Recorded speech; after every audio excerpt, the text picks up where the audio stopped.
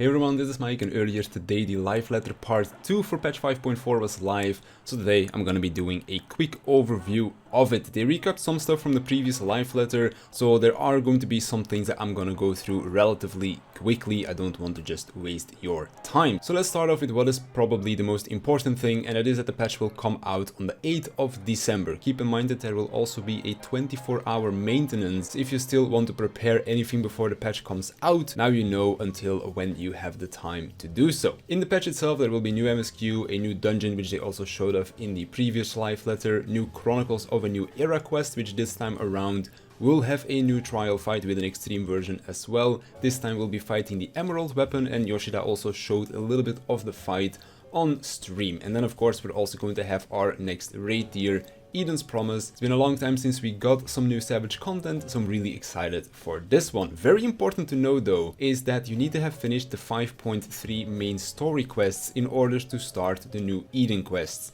So if you haven't done that yet, now is the time to do so. We also got a sneak peek into the first fight, which is going to be against the Cloud of Darkness. Save the Queen is also getting new content in 5.45, so this will be a few weeks after 5.4 goes live. This time around not a large scale zone like Boja, but an instance dungeon instead. This one has both a normal mode and a savage mode. Normal mode will be a 24-man raid, the savage version will be 48 players. You will need to do the normal mode in order to finish the story for this patch of Save the Queen. There is going to be another update for Save the Queen in 5.5 with another piece of field content like Boja, which will then be our final step for the relic. Moving over to job adjustments. First of all, nothing has been nerfed, but Bard, Dragoon, Scholar and Red Mage are going to be getting a slight buff.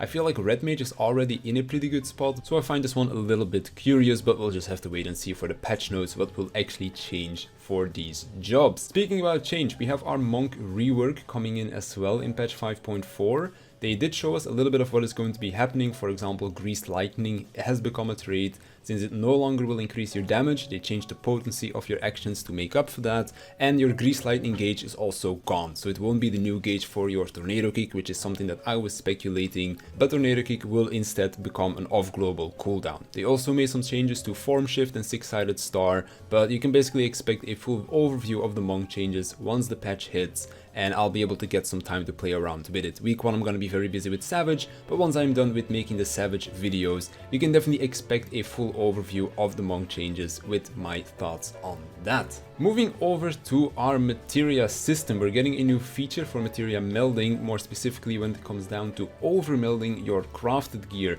This is gonna be great for people that want to pentameld their gear to, for example, go into Savage early, or if you're looking to meld your crafters and gatherers. Previously, if you wanted to overmeld, you would have to try it one materia at a time, and you would just spam the button a lot until your materia went in, and that basically took a whole lot of time.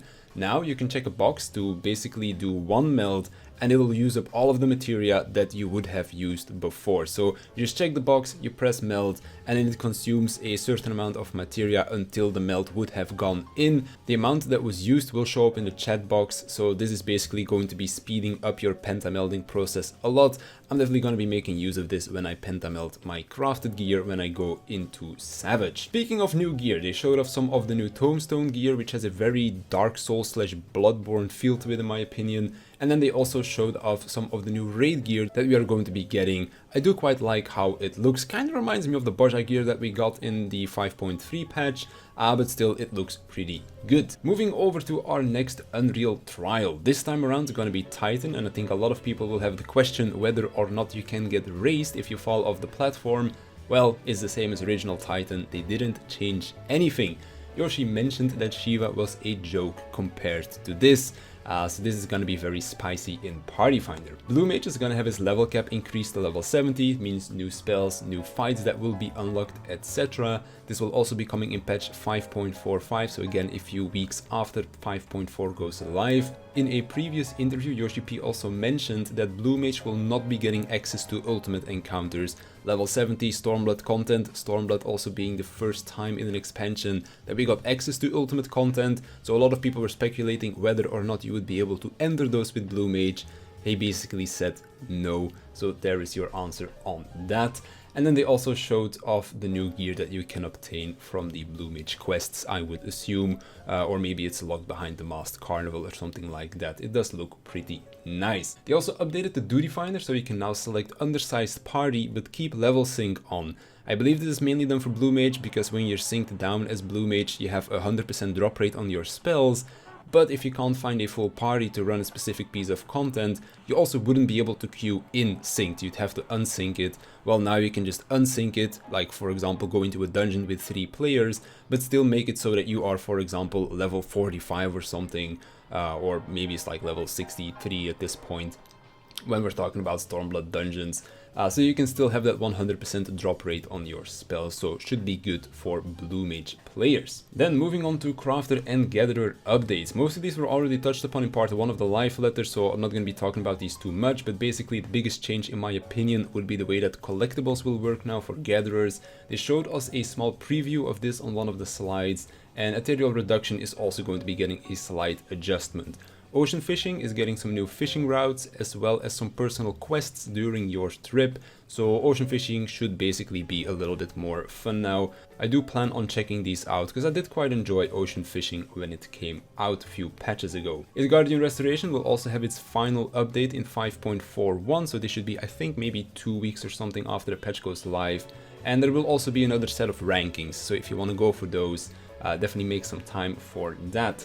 Skysteel tools will also be updated in 5.45 alongside with the relic gear for your battle jobs. So 5.45 is basically going to be another one of those patches where there's going to be a fair amount of content, relic related stuff for Skysteel tools, Blue Mage update, and then also the updates to the Bojak content as well with Save the Queen. Then they talked about some more stuff that I believe we already saw in the part 1 live letter, like for example Explorer mode for dungeons, a new treasure map dungeon and a new rule set and tournament mode for Triple Triad, as well as quick matches added to Domen Mayong. And then last but not least, we also have the announcement of the next expansion. This will take place at the following dates that you can see on the screen right now, so I'm pretty excited to see where our next expansion is going to be leading. Keep in mind that the MSQ for this current patch should also be leading into the next expansion already, as the Shadowbringers story has come to an end, so I'm very excited to see where the next expansion is going to take us. Anyways, that is going to do it for this live letter and thus also for this video. So with that being said, I want to thank you for watching, I want to thank my Patreons for supporting me, and I'll see you in the next one.